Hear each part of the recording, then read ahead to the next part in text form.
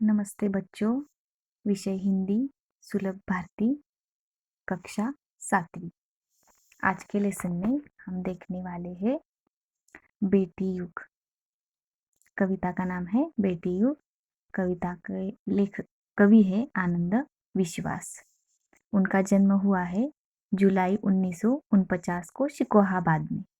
यह प्रदेश उत्तर प्रदेश में आता है। उनकी रचनाएं हैं मिटने वाली रात नहीं, पर कटी पाखी, देवम, गर्मा गर्म थपेड़े, लू के, बहादुर बेटी।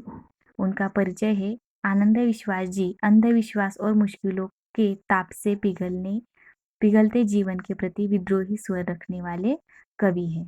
प्रस्तुत कविता के माध्यम से कवि ने बेटियों की शिक्षा महत्व के साथ साथ उनकी आत्मनिर्भरता प्रगति को प्रतिपादित किया है।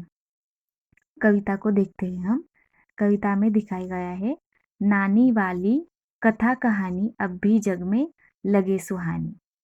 बेटी युग के नए दौर की आओ लिख ले नई कहानी। बेटी युग में बेटा बेटी सभी पढ़ेंगे सभी बढ़ेंगे। फौलादी के नेक इरादे खुद अपना इतिहास गढ़ेंगे। देश पढ़ेगा देश बढ़ेगा दौड़ेगी अब तरुण जवानी।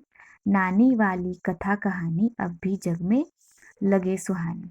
इस कविता में हमें दिखाया गया है नानी वाली कथा कहानी अब भी जग में लगे सुहानी। इसका अर्थ होता है प्रस्तुत पंक्तियों के माध्यम से कवि कह रहा है कि बचपन में हम सबको अपनी नानी से कहानियां सुनने में बड़ा मजा आता था। आज भी वही कहानियां हमें सुंदर लगती है। आज बेटियों के अस्तित्व पर संकट सा आ गया है, इसलिए कवि इस युग को ही बेटी युग बनाकर बेटी के इस नए युग में कहानी लिखने की बात कह रहा है। कवि कहता है कि आज के आधुनिक युग में बेटा बेटी दोनों को समान अवसर मिलना चाहिए। शिक्षा के माध्यम से ही वो दोनों जीवन में प्रगति कर सकते हैं।